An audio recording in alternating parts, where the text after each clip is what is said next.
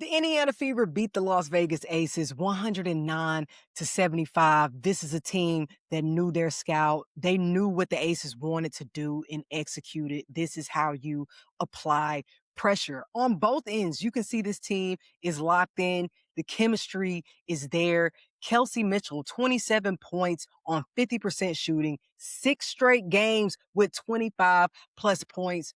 Her buddy, Aaliyah Boston, is also going off. The Indiana Fever has 6 players in double figures. Sophie Cunningham had 20 points off of the bench. Like her or not, she is on a hell of a run. Just got a PE shoe for the first time in her career. Having the best numbers statistically of her career. The most attention she's ever received. She's doing her thing. I can't be mad. She is truly seizing the moment. Indiana made A'ja Wilson think. It was very difficult for her to get to her spots. Right now, Aaliyah Boston is winning this matchup. She's winning the matchup defensively, and then they also cannot stop her. The Aces could not find an answer for Aaliyah Boston or Kelsey Mitchell, and then when those two collapsed to defense, Caitlin hit, Sophie hit, Ty Harris came in and hit. The Aces are coming off of a win over the Phoenix Mercury, 48 points. I'm sure that back-to-back was a factor in terms of fatigue. But even if the Aces had their legs, the game plan just looked too together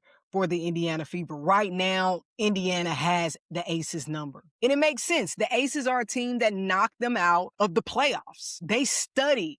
They want to win this game. The bright spot for the Aces to me were the bench. I'm still liking what I'm seeing from Brianna Turner. I think that she could have gotten more minutes in this matchup, especially with how they were playing.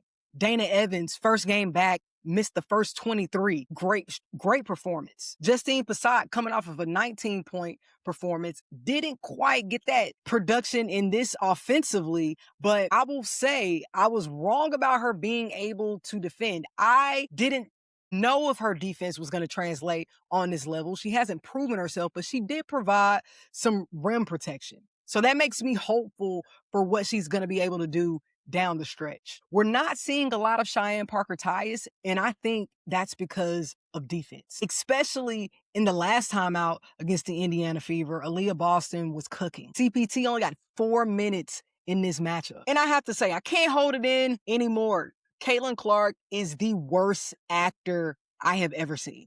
Worst. She should have been hit with a technical for flopping, and they should have been hit with a delay of game for that egregious move that she pulled when she fouled Chelsea Gray. She's weaponizing the attention that she's getting. And at this point, it's dangerous. She's already got the Republican lawmakers making stops. They're on tour talking about the WNBA and how we need to change the rules for her. And now it feels like every game she's shopping for these type of moments. And after officials reviewed that call, they should have hit her with a tech for flopping, because I thought that flopping was supposed to be a point of emphasis. I'm over it. I'm over the whining. I'm over the egregious flopping. It's annoying. Y'all already know I don't like the Indiana Fever, but it has reached an all new level at this point, and I can take a loss. Like, they were spanking. They were spanking the Aces. I saw it from the jump, but this, hey, keep doing what you do. I guess it's working for you. But now the league has to do a better job at enforcing the rules that they said that they were going to enforce and cutting down on this behavior. She's not going to stop being who she is until they crack down on how they reprimand it. With Don Staley being in the building, I want to make sure I give a shout out to Raven Johnson for going 2 for 2, 5 points in 3 minutes. So shout out to Raven for making use of those minutes and continuing to come in ready and just trying to improve. But what are your thoughts, Hoops Tribe? How do you feel about this matchup? Let's talk hoops.